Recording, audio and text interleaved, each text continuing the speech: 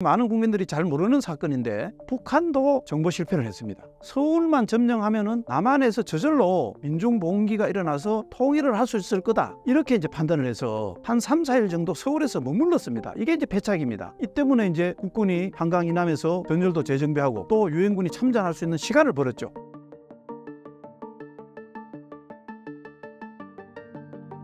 각 나라마다 주요 정보기관이 있다고 들었는데요. 대표적인 정보기관 몇 곳 소개 부탁드립니다. 세계 모든 나라는 하여튼 어떤 형태로든 간에 이 정보기관을 운영하고 있다, 이렇게 보면 됩니다.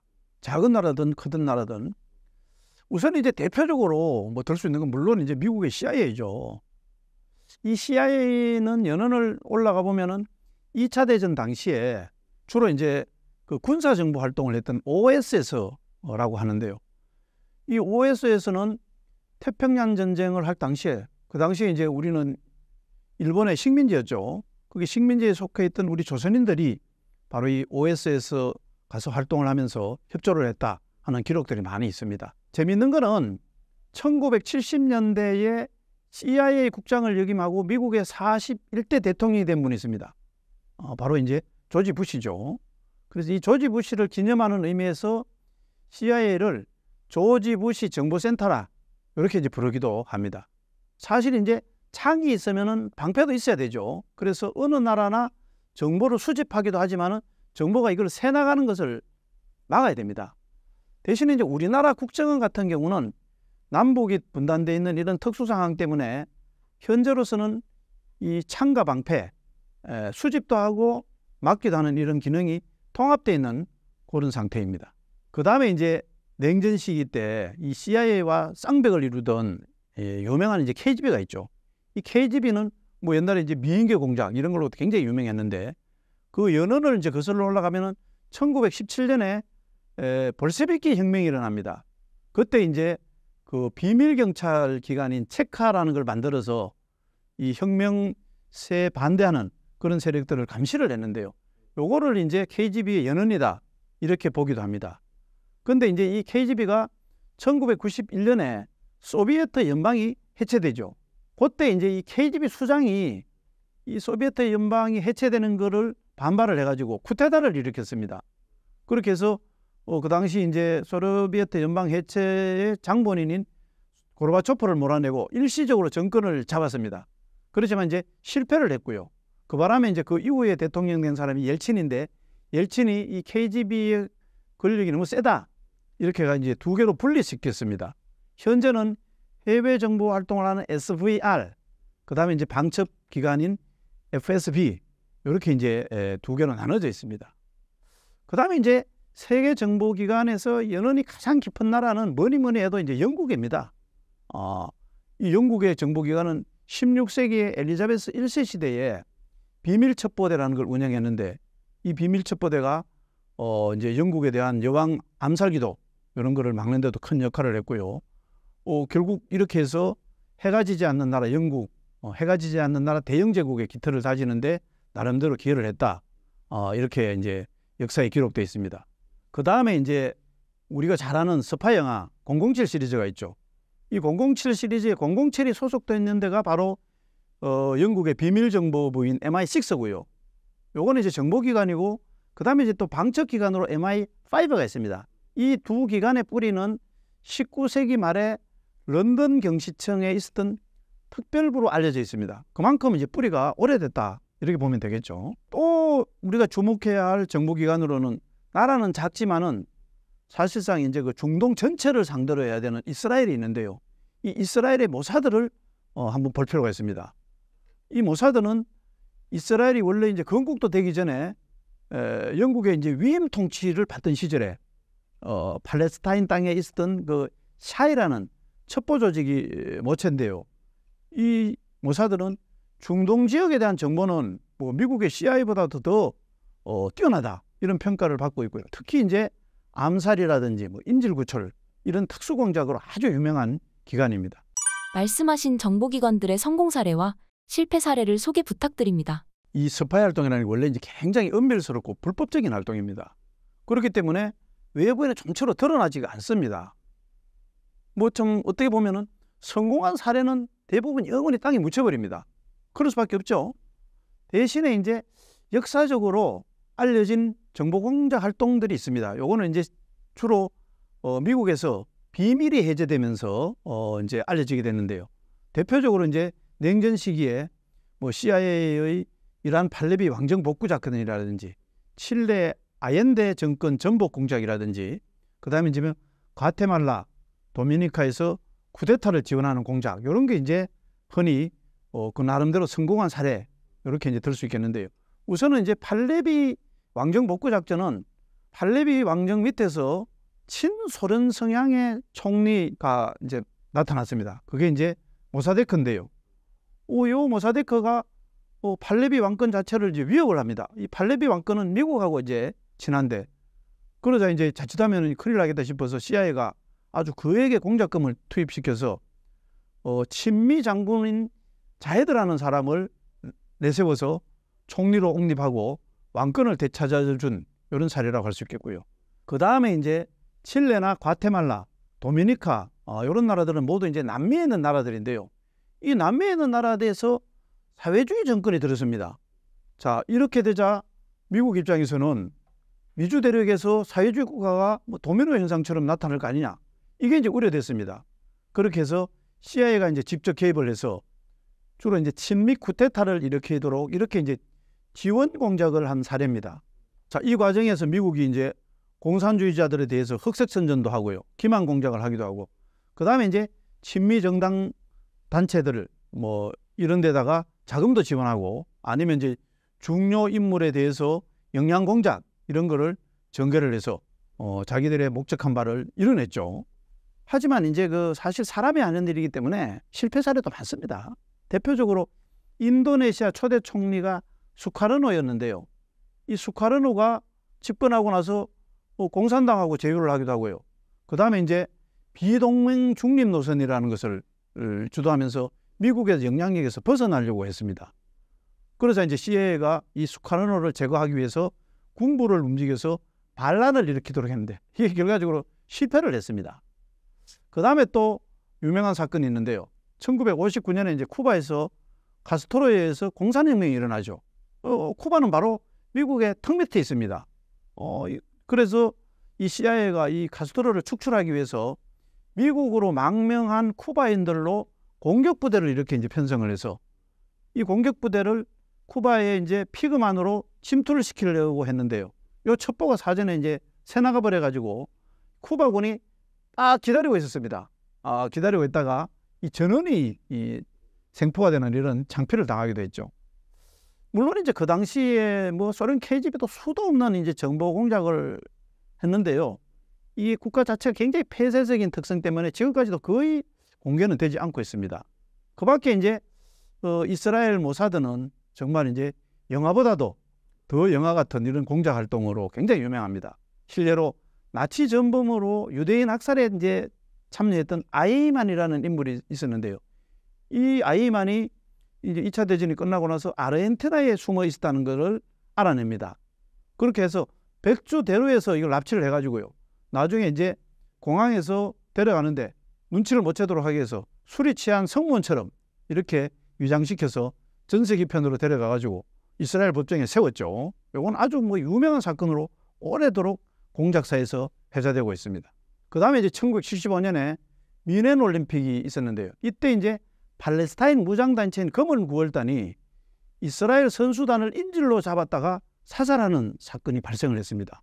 이스라엘로서는 용서할 수 없는 이런 일이라고 해서 이제 신의 분노 작전이라는 이름을 붙여가지고 이 사건에 연루된 20명을 끝까지 찾아내서 암살을 하는 이런 이제 일도 있었고요. 그 다음에 이제 1976년에는 우간다의 엔테베 공항에 테러범들에 의해서 100여 명이 억류되는 이런 사건들이 있었는데 이 사람들이 대개 이제 유대인입니다. 이 사람들을 구출해내기 위해서 공군 수송기를 투입시켜서 뭐 전원 구출해낸 이런 작전도 있습니다. 그래서 이스라엘의 모사드는 목표를 세우면 끝장을 본다. 이런 이제 아주 특유의 어떤 그런 신념이 있고요. 이거는 아마 2000년 동안 차별과 멸시 속에서 받으면서 어쨌든 간에 살아남아야 되는 그런 유대인들의 고난의 역사와 굉장히 깊은 관련이 있다. 이렇게 볼 수 있겠습니다. 최근 일어난 러우 전쟁과 28 전쟁은 정보기관의 대표적인 실패 사례로 봐도 될까요? 예, 사실 이제 그 러시아와 우크라이나 전쟁이 푸틴이 생각했다는 것보다는 굉장히 장기화되고 있습니다. 이것은 결과적으로 보면은 우크라이나의 저력을 과소평가한 러시아의 정보 실패다, 이렇게 볼 수 있겠습니다. 러시아는 사실상 우크라이나가 저렇게 강력하게 저항할지 이렇게 잘 예상을 하지 못했던 점이 있고요. 그 다음에 이제 나토가 뭐 전폭적으로 지원해주고 국제사회가 이 전반기적으로 러시아를 제재를 하고 이런 걸 미처 이제 예상을 못했다 보니까 거기에 이제 갇혀서 원래는 이제 속전속결로 이걸 끝내려고 했는데 이게 이제 차질이 생기면서 장기 소모전에 들어가는 이런 상황에 직면해 있습니다. 그것 때문에 이제 푸틴이 뭐 러시아 정보 방첩 기관인 SVR과 FSB를 강하게 질책했다, 이런 이제 뉴스도 있습니다. 이스라엘과 하마스 전쟁 같은 경우는 사실 이제 세계 최고의 정보기관으로 하나로 불리는 모사드의 정보 실패, 특히 가장 정보에서 기본이라고 할 수 있는 휴민트의 실패다, 이렇게 볼 수 있습니다. 사실 정보 활동 중에서는 인간을 이용한 정보, 이 휴민트의 정보가 굉장히 중요한데요. 그러면서 이제 또 산업혁명 이후에 기술 문명이 발달하면서 기술 정보, 흔히 이제 데키트라 불리는데 이 데키트의 비중이 굉장히 높아진 건 사실입니다. 그렇지만 이 기술을 운용하는 것도 결국은 인간이기 때문에요. 굉장히 인간의 이제 역할이 중요하고요. 또 이 데키트가 수집한 그런 첩보들을 휴민트가 검증이 되지 않으면은 효용 가치가 떨어집니다. 그런 점에서 하마스가 이번에 이스라엘을 기습 공격했는데 이스라엘군이 원래는 이제 군의 인공지능 같은 디지털 기술을 활용해서 특히 말하자면 데키트죠. 이걸 믿고 기다렸는데 정작 하마스는 이걸 알기 때문에 자기들끼리 아주 민감한 대화 같은 경우는 아예 통신기구 같은 것을 아예 사용하지도 않았고요. 뭐 굴 속에서 들어가서 직접 만나서 필담까지 했다고 하고요. 그 다음에 이제 또 기습 공격 당시에 가자지구 분리장벽에 많은 감시 카메라를 설치해놨다고 하죠. 그건 이제 아이언돔이라고 해서 또 미사일을 방지하는 장치도 있었는데 이거를 완전히 무력화시키고 센서를 파괴하고 이렇게 이제 하면서 기습 공격을 했죠. 사실은 이제 이 모사드가 세계 각지에 있는 유대인들을 이제 네트워크로 잘 활용하는 이 휴민트가 가장 큰 강점 중에 하나로 꼽혔습니다. 그런데 이제 사실 그 이스라엘도 조금 이제 배가 불러지고 이러니까 휴민트가 굉장히 위험하잖아요. 그러니까 요거는 자꾸 꺼려야 한답니다. 그러니까 차라리 이 휴민트도 못지않게 이 데킨트 기술 정보에 많이 이제 투자를 하게 됐고요. 그 바람에 이제 기존의 어떤 휴민트망도 많이 약화되고 결과적으로는 이제 하마스 기습 공격에 속절없이 당하는 이런 이제 정보 참사를 겪었다, 이렇게 볼 수 있겠습니다. 한국 역사 중에서 대표적인 정보 실패 사례는 어떤 게 있을까요? 사실 이제 우리 역사를 보면은 5,000년 역사 중에 어려움도 많았죠. 그렇지만은 어쨌든 그 속에서 나름대로 뭐 국제 정세도 살피고 또 그 나름대로의 정보 활동을 하면서 이 한민족의 정체성을 유지해 왔다, 이렇게 볼 수 있겠습니다. 그렇지만 이제 역사 속에서 우리가 또 많은 실패 사례를 이제 더듬어 볼 수가 있죠. 우선은 가까운 걸 보면은 임진왜란 징후를 제대로 파악하지 못한 선조라든지 또 임진왜란을 겪고 나서 또 병자호란을 겪고 나서 그러고 나서도 대륙의 판세를 제대로 읽지 못한 인조, 또 그 이후에 구한 말에 이제 국제 정세의 변화를 읽지 못하고 총한방도 쏘지 못하고 나라를 송두리째 이런 고종과 당시 집권자들, 뭐 이런 사람들은 정말 대표적인 정보 실패 사례가 아닐까, 이런 생각합니다. 우선은 임진왜란에서 가장 뼈아픈 거는요, 도요토미 히데요시가 전국 시대를 끝내고 통일을 한 이후에 조선 침략을 위해서 계속 시그널을 보내줬고요. 심지어는 정탁군을 이용해 가지고 조선 사회에 대한 정보를 계속 입수를 하고 한반도의 샛길까지 표시한 상세한 지도까지 만들었다고 하는데요. 그게 깜깜절벽이었습니다. 그나마 뭔가 좀 이제 미심쩍으니까 통신사를 이제 보내봤죠.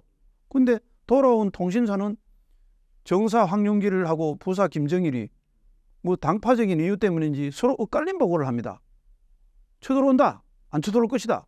그 바람에 제대로 이제 대비도 못하고 불과 이제 보름 만에 도성을 점령당하는 이런 이제 아픔을 겪었죠. 다음에 이제 그 병자호란을 앞두고 광해군은 임진왜란 때 참전을 해보고 이렇기 때문에 나름대로 국제 정세를 좀 읽으려고 노력도 하고요. 중립외교도 취하고 뭐 심지어는 국경 주변에 이제 척후도 보내고 이렇게 이제 정보를 살폈다고 합니다.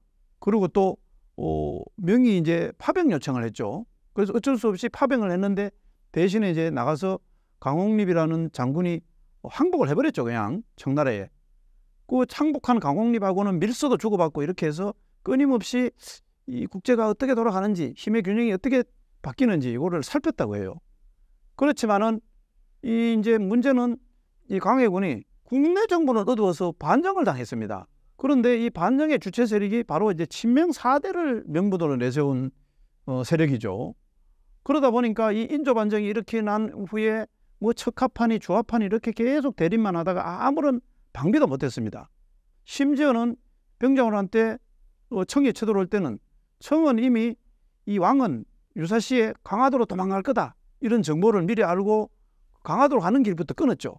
그러다 결국은 이제 남한산성에 들어서 갇혀 있다가 나중에 삼전도에 와서 삼도 구고래라는 아주 치욕적인 항복을 하고 말았죠. 그 한말에 우리가 세국의 길을 걷고 있을 때도 보면은 그때 일본은 이미 메이지 유sen에 성공을 해서 한반도를 병합해서 대륙으로 진출하겠다 이런 침략 야욕을 일찌감치부터 갖고 있었습니다. 그리고 이런 침략 야욕을 뒷받침하기 위해서 육군에다가 정보 요원을 양성하는 그 유명한 낙관호 학교 같은 거 이런 걸 세워서 정보 장교들을 집중적으로 양성을 했고요. 이들을 앞세워서 우리가 아는 뭐 강개토대왕비 조작 사건이라든지 명성황후 시해 사건 같은 이런 아주 치밀한 공작을 자행하려고 이걸 바탕으로 해서 일본이 만주까지 이제 침략해서 자기들의 어떤 그런 제국을 건설하는 토대를 마련하죠. 현대에서는 뭐니 해도 6.25 전쟁 당시의 정보 실패를 빼놓을 수 없겠습니다. 당시에 이제 남침이 임박한 상태에서 북한이 위장 평화 공세를 했는데요. 우리하고 뭐 대화도 하고 이런 걸 보고 속아가지고 그나마 있던 비상경계령도 해체하고 장병의 3분의 1을 외출해박을 시켰다고 하죠. 이런 안이한 그 대응 때문에 불과 북한군이 내려온 지 4일 만에 서울이 점령당하고 말았습니다. 실제로도 기록 속에 보면은요, 하루 전인 24일 날 육군 정보상황실에서 최근에 그 2, 3일간 보니까 북한군 동향이 굉장히 심상치 않다. 이런 보고를 했다고 합니다. 그때 당시 이제 최병덕 참모총장이 조금 더 알아보자. 그러면 이 뭐 어떡하란 말이냐. 다음날 한 8시까지 한번 다시 보고를 해라. 그때는 어떻게 됐겠습니까? 이미 차 지나간 뒤에 손등격이죠. 이런 이제 아픔이 있었습니다. 다만 한편으로는 이 많은 국민들이 잘 모르는 사건인데 북한도 정보 실패를 했습니다. 아마 이게 아니었으면 지금 한반도가 완전히 적화됐을지도 모르는데요. 북한이 어떤 정보 실패를 했냐면은 서울만 점령하면은 남한에서 저절로 민중봉기가 일어나서 통일을 할 수 있을 거다. 이렇게 이제 판단을 해서 한 3, 4일 정도 서울에서 머물렀습니다. 이게 이제 패착입니다. 이 때문에 이제 국군이 한강 이남에서 전열도 재정비하고 또 유엔군이 참전할 수 있는 시간을 벌었죠. 하여튼 이런 모든 것들이 우리가 결코 역사에서 잊지 말아야 할 교훈이고요.